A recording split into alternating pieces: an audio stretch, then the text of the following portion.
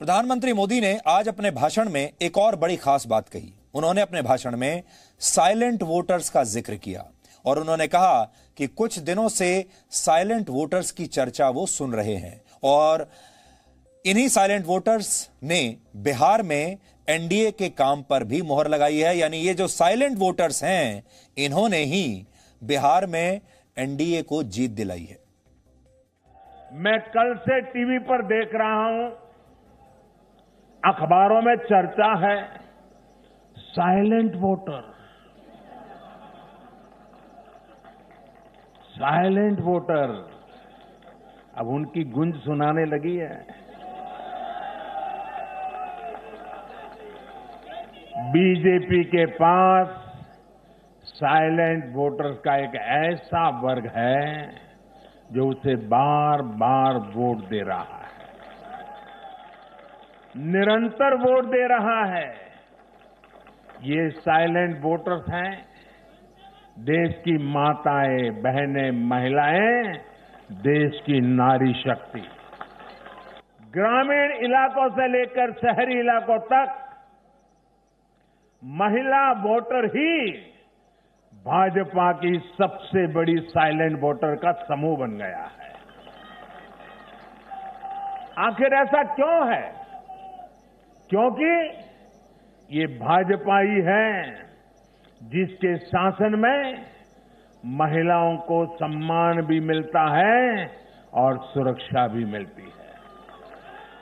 Bank account से लेकर bank loan तक, गर्भावस्था के दौरान मुफ्त जांच से लेकर 6 महीने के अवकाश तक, रसोई को धुएं से मुक्त करना हो या फिर शौचालयों का निर्माण, 1 रुपये में सैनिटरी पैड की सुविधा हो या हर घर बिजली पहुंचाना हो या फिर हर घर जल के लिए अभियान हो, ये बीजेपी ही है जो भारत की महिलाओं के जीवन स्तर को सुधारने के लिए उम्र के हर पड़ाव को देखते हुए विशेष प्रयास कर रही है।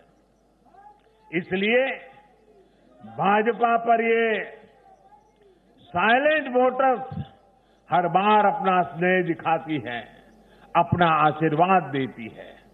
मैं इस आशीर्वाद के लिए सभी माताओं, बहनों, बेटियों को आदरपूर्वक नमन करता हूं। और प्रधानमंत्री ने अभी जैसा कहा कि वो मीडिया में साइलेंट वोटर्स के बारे में आजकल काफी सुन रहे हैं, टीवी पर देख रहे हैं, अखबारों में पढ़ रहे हैं। और बड़ा दिलचस्प है ये कि कल रात को ही हमने भी आपको बिहार के चुनाव में साइलेंट वोटर्स की भूमिका के बारे में बताया था। वो आज आपको फिर से सुनना चाहिए, क्योंकि जो साइलेंट वोटर्स हैं ये एक ऐसे वोटर्स हैं जिनका प्रतिनिधित्व अब तक मीडिया में होता ही नहीं था। इन चुनावों में एक और बड़ा महत्वपूर्ण फैक्टर है जो शायद कोई और आपको बताएगा नहीं, और वो है साइलेंट वोटर्स की भूमिका। साइलेंट वोटर्स की भूमिका बहुत बड़ी रही है। साइलेंट वोटर शब्द की चर्चा आपने बिहार के चुनाव में शायद सुनी भी होगी और अमेरिका में राष्ट्रपति चुनाव के दौरान भी आपने साइलेंट वोटर्स के बारे में सुना होगा। तो साइलेंट वोटर कौन होता है? साइलेंट वोटर वो होता है जो अपने मन में ये तय तो कर लेता है कि उसे किसे वोट देना है, लेकिन ये बात वो किसी को बताता नहीं है। फिर भी ये वोटर्स हार और जीत का अंतर तय करने में बहुत बड़ी भूमिका निभाते हैं। ये वो वोटर हैं जो सबको कंफ्यूज करके रखते हैं। ना तो ये अपने मन की बात किसी एग्जिट पोल वाले को बताते हैं, ना किसी पत्रकार को बताते हैं और ना ही किसी नेता को बताते हैं। आमतौर पर महिलाओं और बुजुर्गों को साइलेंट वोटर्स माना जाता है, जो पहले से तय कर चुके होते हैं कि उन्हें वोट कहां डालना है, लेकिन वो ये बात किसी से शेयर नहीं करते। वो होते हैं साइलेंट वोटर्स। ये साइलेंट वोटर्स पर हमारा कल रात का विश्लेषण है और आप सबको हम ये बताना चाहते हैं, जो कि डीएनए के बहुत लॉयल व्यूअर्स हैं, जो हर रोज डीएनए देखते हैं, कि हम हमेशा ये कोशिश करते हैं कि विश्लेषण के मामले में आप लोग हमेशा बाकी लोगों से एक कदम आगे रहें और आपको सारी नई नई बातें पता चलती रहें जो देश में, दुनिया में हो रही हैं। कल रात को हमने ये विश्लेषण आपको दिखाया था और आज प्रधानमंत्री मोदी ने भी इसी साइलेंट वोटर के पैटर्न के बारे में अपने भाषण में जिक्र किया है। और आज सोशल मीडिया पर एक वीडियो बड़ा चर्चा में है। उस वीडियो में एक पति पत्नी को दिखाया गया है जो कि वोट डालने के लिए या बिहार में वो गए हैं और उनसे एक पत्रकार पूछ रहा है दोनों से कि बिहार में कौन जीतेगा और बिहार का राजा कौन है। तो जो पति है वो कहता है कि बिहार में जो शासन चलेगा और बिहार में जो दिलों पर राज करते हैं वो हैं तेजस्वी यादव, और पत्नी कहती है कि नहीं, नरेंद्र मोदी जीतेंगे। यानी पति की राय अलग है, पत्नी की राय अलग है। उसके बाद पति इससे सहमत नहीं होता और पति कहता है नहीं नहीं, ये मजाक कर रही है, कैमरों को देखकर दबाव में आकर कह रही है, हिम्मत नहीं जुटा पा रही है, बिहार में तेजस्वी यादव ही जीतेंगे। फिर पत्नी कहती है मैं किसी दबाव में नहीं हूं और मैं दिल से कह रही हूं कि मोदी ही जीतेंगे। पूछा गया क्यों जीतेंगे, तो उन्होंने कहा क्योंकि नरेंद्र मोदी जनता के लिए बहुत काम कर रहे हैं। और उसके बाद दोनों पति पत्नी के बीच में नोकझोंक होने लगी। पति अपनी राय पर कायम थे और पत्नी अपनी राय पर कायम थी, और यही सच्चा लोकतंत्र है।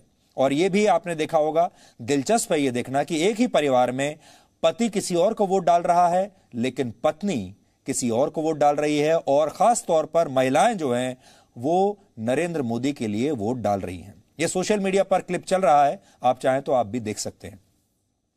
बिहार चुनाव में एनडीए को 125 सीटें मिली हैं। बिहार में बहुमत के लिए 122 सीटें चाहिए थी, यानी नीतीश कुमार अब लगातार चौथी बार बिहार के मुख्यमंत्री बनेंगे। 110 सीटों के साथ महागठबंधन दूसरे नंबर पर रहा, और बहुत सारे लोग दावा कर रहे हैं कि इन चुनावों में सबसे शानदार प्रदर्शन तेजस्वी यादव की पार्टी आरजेडी ने किया है। यह बात सही है, प्रदर्शन उन्होंने बहुत अच्छा किया है, क्योंकि लोगों को इतने प्रदर्शन की भी उम्मीद तेजस्वी यादव से नहीं थी। लेकिन तेजस्वी यादव ने इस चुनाव में अपने आप को एक नेता के तौर पर जरूर स्थापित कर लिया है, इसमें कोई शक नहीं है। उनका एक नया रूप जनता को देखने के लिए मिला है। लेकिन आरजेडी का प्रदर्शन पहले के मुकाबले इस बार और खराब रहा है। वर्ष 2015 में आरजेडी ने 101 सीटों पर चुनाव लड़ा था और 101 में से उसे 80 सीटों पर जीत मिली थी। लेकिन इस बार आरजेडी ने 101 नहीं 144 सीटों पर चुनाव लड़ा और उसे 144 में से सिर्फ 75 सीटों पर जीत मिली। यानी इस बार आरजेडी का स्ट्राइक रेट पिछली बार के मुकाबले कम है। पिछली बार आरजेडी का स्ट्राइक रेट करीब 80% था और इस बार यह घटकर 80% से सिर्फ 52% रह गया है। इसलिए जो लोग इस गलतफहमी में हैं कि आरजेडी ने बहुत शानदार प्रदर्शन किया है, तो वो इस आंकड़े को देख लें। 2015 के मुकाबले आरजेडी का प्रदर्शन काफी खराब रहा है। हालांकि आरजेडी अभी भी सिंगल लार्जेस्ट पार्टी बिहार में बन गई है। यानी आरजेडी के पास इस बार लड़ने के लिए पिछली बार की तुलना में 43 सीटें ज्यादा थी, लेकिन आरजेडी ने पिछली बार के मुकाबले 5 सीटें कम जीती। यानी ज्यादा सीटों पर चुनाव लड़ा और कम सीटें जीती। कुछ लोग कह रहे हैं कि आरजेडी ने बीजेपी के मुकाबले अच्छा प्रदर्शन किया है, क्योंकि बीजेपी ने 74 सीटें जीती हैं और आरजेडी ने 75 सीटें जीती हैं। लेकिन बीजेपी इस बार सिर्फ 110 सीटों पर चुनाव लड़ी थी और 110 में से 74 सीटें उसने जीत ली। इस हिसाब से बीजेपी का स्ट्राइक रेट है 67%, जबकि आरजेडी का स्ट्राइक रेट है 52%। चिराग पासवान की पार्टी एलजेपी ने इस बार बिहार में एनडीए से अलग होकर चुनाव लड़ा और एलजेपी का वोट शेयर करीब 6% रहा। तो बहुत सारे लोग आज ये कह रहे हैं कि चिराग पासवान का जो चिराग है राजनीति में वो बुझ गया। एलजेपी को 1 सीट मिली है, सिर्फ 1 सीट, और एनडीए के हिस्से का 6% वोट कट जाने की वजह से आरजेडी को 23 सीटों पर फायदा हुआ है। 23 सीटों पर फायदा करा गए चिराग पासवान आरजेडी को। आप सोचिए, अगर चिराग पासवान नहीं होते तो आरजेडी और भी बुरी स्थिति में होती। यानी अगर चिराग पासवान एनडीए से अलग होकर चुनाव नहीं लड़ते तो आरजेडी का फाइनल स्कोर जो है वो 50 सीटों के आसपास सिमट कर रह जाता और उसका स्ट्राइक रेट रहता सिर्फ 35%। बिहार चुनाव में सबसे खराब प्रदर्शन कांग्रेस ने किया है, जिसने इस बार 70 सीटों पर चुनाव लड़ा और कांग्रेस को इनमें से सिर्फ 19 सीटों पर जीत मिली। यानी कांग्रेस का स्ट्राइक रेट सिर्फ 27% रहा, जबकि पिछली बार 41 सीटों पर चुनाव लड़कर कांग्रेस ने 27 सीटें जीती थी और राहुल गांधी का स्ट्राइक रेट था 66%। तो कांग्रेस को आप कह सकते हैं Congress single largest loser party है बिहार की। नीतीश कुमार की पार्टी जेडीयू ने इस बार 115 सीटों पर चुनाव लड़ा था और जेडीयू को सिर्फ 43 सीटों पर जीत मिली है। यानी नीतीश कुमार का स्ट्राइक रेट सिर्फ 37% रहा, जबकि पिछली बार 101 सीटों पर चुनाव लड़कर 71 सीटें जीतने वाले नीतीश कुमार 70% स्ट्राइक रेट के साथ बिहार के मुख्यमंत्री बने थे। यानी नीतीश कुमार की परफॉर्मेंस भी पहले के मुकाबले बहुत खराब रही। यानी लड़ी गई सीटों और जीती गई सीटों के हिसाब से बीजेपी परफॉर्मेंस के मामले में नंबर 1 है। बीजेपी इन चुनावों में सीनियर पार्टनर बनकर उभरी है, लेकिन चुनाव से पहले किए गए तय वादे के मुताबिक बिहार के मुख्यमंत्री नीतीश कुमार ही होंगे। अब आपको इसी साल 19 फरवरी की एक तस्वीर देखनी चाहिए, जब दिल्ली के हुनर हाट में प्रधानमंत्री मोदी लिट्टी चोखा खाने के लिए पहुंचे थे। आप कह सकते हैं जिस दिन प्रधानमंत्री ने 19 फरवरी को इस साल लिट्टी चोखा खाया यहां बैठकर, उस दिन वो बिहार के लोगों को दिल्ली में बैठकर एक संदेश देना चाहते थे। वो एक संदेश दे रहे थे और आप ये समझ लीजिए कि बीजेपी ने बिहार का चुनाव इसी दिन यानी 19 फरवरी 2020 को ही जीत लिया था, जब प्रधानमंत्री ने यहां बैठकर लिट्टी चोखा खाया था।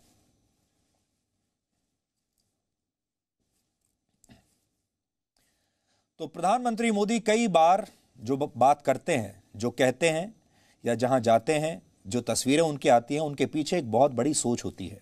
बिहार के चुनाव के साथ 11 राज्यों की 59 विधानसभा सीटों पर भी उपचुनाव अभी हुआ था और बीजेपी ने 59 में से 40 सीटें जीती हैं और ये 40 सीटें 6 अलग अलग राज्यों में हैं। जिन राज्यों में बीजेपी ने उपचुनावों में जीत हासिल की है वो नक्शा इस समय आपकी स्क्रीन पर है। उत्तर प्रदेश, मध्य प्रदेश, गुजरात, तेलंगाना, कर्नाटक और मणिपुर में बीजेपी की जीत ने एक बार फिर यह साबित कर दिया है कि पूरे भारत को प्रधानमंत्री नरेंद्र मोदी पर भरोसा है और उनकी लोकप्रियता पहले से भी और बढ़ी है। कोरोना वायरस के बावजूद उनकी लोकप्रियता बढ़ी है। चीन की चुनौती के बावजूद उनकी लोकप्रियता बढ़ी है। दक्षिण भारत में विस्तार करना बीजेपी के लिए हमेशा से चुनौती रहा है। यदि कर्नाटक को छोड़ दिया जाए तो दक्षिण भारत के अन्य राज्यों में बीजेपी सफल नहीं रही। ऐसे में तेलंगाना की एक विधानसभा सीट पर बीजेपी को मिली जीत की बहुत चर्चा हो रही है। वर्ष 2019 के लोकसभा चुनाव में बीजेपी ने तेलंगाना में अच्छा प्रदर्शन किया था और 4 लोकसभा सीटें जीती थीं। अगर महागठबंधन जीत जाता तो इसका अर्थ यह भी हो सकता था हमारे कुछ डर थे। कल जब हम आपके लिए विश्लेषण तैयार कर रहे थे और नतीजे लगातार ऊपर नीचे हो रहे थे, एक समय ऐसा था जब यह लग रहा था कि बिहार में बीजेपी पीछे रह जाएगी, एनडीए पीछे रह जाएगा और महागठबंधन जीत जाएगा और तेजस्वी यादव बिहार के अगले मुख्यमंत्री बन जाएंगे। और अगर ऐसा हो जाता तो उसके लिए भी हम अपने दिमाग में विश्लेषण सोच रहे थे कि अगर ऐसा हुआ तो उसके पीछे क्या वजहें हो सकती है। लेकिन उस विश्लेषण के पीछे हमारे मन के कुछ डर थे और ऐसा लग रहा था कि अगर ऐसा हुआ तो हमारे मन में जो डर हैं वो सही साबित हो जाएंगे और अगर ये डर सही साबित हो गए तो फिर शायद देश के लिए ठीक ना रहे। तो अगर महागठबंधन जीत जाता बिहार में तो उसका अर्थ यह होता, पहली बात, जनता ने भ्रष्टाचार को स्वीकार कर लिया है। भ्रष्टाचार कोई मुद्दा ही नहीं है क्योंकि आरजेडी के खिलाफ सबसे बड़ा मुद्दा जो है वो भ्रष्टाचार का रहा है। बिहार की जनता को जंगल राज से कोई फर्क नहीं पड़ता, ये एक संदेश जाता। जो दूसरा संदेश जाता, बिहार रेजिमेंट गलवान में चीन के सैनिकों से लड़ी, लेकिन बीजेपी ने जब गलवान का जिक्र किया, चीन का जिक्र किया तो लोगों को अच्छा नहीं लगा, तब भी लोगों ने वोट नहीं दिए। ये हमारा दूसरा डर था। एक तरह से बिहार के लोग उल्टी दिशा में चल पड़े हैं ऐसा लग रहा था और ऐसा हुआ नहीं और बिहार के लोगों ने बता दिया कि उनके ये सारे मुद्दे उनके लिए अहम थे और उन्होंने इन मुद्दों को ध्यान में रखकर ही अपना वोट डाला है। इसलिए 3 डर थे हमारे मन में जो आपके मन में भी जरूर होने चाहिए। पहला, बिहार के लोगों ने भ्रष्टाचार को स्वीकार नहीं किया, उन्होंने बता दिया भ्रष्टाचार और जंगल राज आज भी मुद्दा है। दूसरा, बिहार के लोगों ने परिवारवाद को रिजेक्ट कर दिया, परिवारवाद आज भी लोगों को पसंद नहीं है, वरना अगर तेजस्वी यादव जीत जाते तो फिर जो बड़े बड़े राजनीतिक परिवार हैं जैसे राहुल गांधी का परिवार और तेजस्वी यादव का परिवार, एक तरह से यह संदेश जाता कि देश के लोग अब दोबारा से परिवारवाद की तरफ जा रहे हैं। और तीसरा ये कि जो राष्ट्रीय मुद्दे हैं जैसे चीन का मुद्दा हुआ, कोरोना वायरस का मुद्दा हुआ, धारा 370 का मुद्दा हुआ, राम मंदिर का मुद्दा हुआ, ये मुद्दे नहीं चले। लेकिन ये सारे डर जो हैं ये सही साबित नहीं हुए। इसलिए आप कह सकते हैं कि देश और देश के लोग सही रास्ते पर जा रहे हैं। बिहार और देश के 11 राज्यों में हुए उपचुनाव के नतीजों के विश्लेषण से यह साफ होता है कि इस बार चीन के साथ सीमा विवाद, धारा 370 और राम मंदिर जैसे राष्ट्रीय मुद्दे चले हैं। कोरोना के खिलाफ लोगों ने प्रधानमंत्री मोदी के कामकाज को पसंद किया है। कोरोना वायरस की वजह से दुनिया भर के नेताओं की लोकप्रियता गिरी है, लेकिन इस मामले में प्रधानमंत्री मोदी की लोकप्रियता बढ़ी है और वो अपवाद है। बीजेपी ने साबित किया है कि वो एक वेल ऑयल्ड इलेक्शन मशीन है, जिसे चुनाव जीतना आता है। वो चुनाव जीतने की कला जानती है और जो क्लिनिकल अप्रोच के साथ चुनाव लड़ती है। प्रधानमंत्री मोदी की छवि ऐसी बन गई है कि राहुल गांधी को अगर छोड़ दिया जाए तो विपक्ष के नेता अब प्रधानमंत्री मोदी की खुलकर आलोचना करने से भी डर रहे हैं और उन्हें लगता है कि अगर उन्होंने मोदी की आलोचना की तो जनता उनसे नाराज हो जाएगी, फिर वोट नहीं देगी। इसलिए आपने देखा होगा ज्यादातर जो विपक्षी नेता हैं अब वो अपने भाषणों में मोदी की आलोचना नहीं करते। वो ये नहीं कहते कि मोदी को हटा दिया जाए, अब वो ये कहते हैं कि मोदी तो हैं, हम भी उनके साथ को एग्जिस्ट करेंगे। आप मोदी को रखिए केंद्र में और हमें रख लीजिए राज्य में। लेकिन वो मोदी को हटाने की बात नहीं करते, ना ही मोदी की आलोचना की बात करते हैं, ना आलोचना करते हैं। ये एक नया युग है। इससे पहले कोई ऐसा नेता हमारे देश में नहीं हुआ जिसकी आलोचना करने से विपक्ष के नेता भी अब संकोच करने लगे। बिहार के नतीजों से यह साफ होता है कि सोशल मीडिया और मेन स्ट्रीम मीडिया पर कई बार जो नकली मुद्दे उठाए जाते हैं वो बहुत नकली ही होते हैं और ये मुद्दे जमीन से बिल्कुल कटे हुए होते हैं। आपको सोशल मीडिया पर लगेगा कि ये सब कुछ ट्रेंड हो रहा है, लोग इसी के बारे में बात कर रहे हैं, लेकिन ऐसा होता नहीं है। आरजेडी बिहार विधानसभा में सिंगल लार्जेस्ट पार्टी होने का दावा कर रही है। सीटों की संख्या के हिसाब से यह दावा ठीक भी है, लेकिन कांग्रेस इन चुनावों में सिंगल लार्जेस्ट लूजर पार्टी साबित हुई है। बिहार में आजादी के बाद से अब तक कुल 17 बार विधानसभा चुनाव हुए हैं, जिनमें से 7 बार कांग्रेस सबसे बड़ी विजेता रही। लेकिन पिछले 4 दशकों से बिहार में कांग्रेस का बुरा हाल है और कांग्रेस के साथ लगभग यही स्थिति अब पूरे देश में है। कांग्रेस की स्थिति किसी कमजोर और बीमार हो चुकी कंपनी की तरह हो गई है, जिसका शायद अब किसी और पार्टी द्वारा अधिग्रहण कर लिया जाना चाहिए, या फिर गांधी परिवार चाहे तो कांग्रेस पार्टी को किसी को किराए पर भी दे सकती है। ये ब्रांड तो है ही, देश की सबसे पुरानी पार्टी है। कोई दूसरी पार्टी अगर चाहे तो इसका चुनाव का जो सिंबल है उसे इस्तेमाल कर सकती है, नाम इस्तेमाल कर सकती है और गांधी परिवार को इसकी रॉयल्टी दे सकती है। ये एक आइडिया हमारे दिमाग में आज आ रहा था कि गांधी परिवार को क्या करना चाहिए। अगर वो पार्टी चला नहीं पा रहे हैं तो इस पार्टी को किसी और को दे दिया जाए। ये पार्टी कोई दूसरी पार्टी अधिग्रहण भी कर सकती है। और दूसरा ये है कि किसी दूसरी पार्टी को ये कह दिया जाए कि अब आप हमारा सिंबल और हमारे पास जो भी चीज़ें हैं इसका इस्तेमाल कर लीजिए और हमें इसकी रॉयल्टी देते रहिए। क्योंकि राहुल गांधी को इस बार भी ये जवाब जरूर देना पड़ेगा कि उनके नेतृत्व में कांग्रेस पार्टी ने बिहार में इतना खराब प्रदर्शन क्यों किया।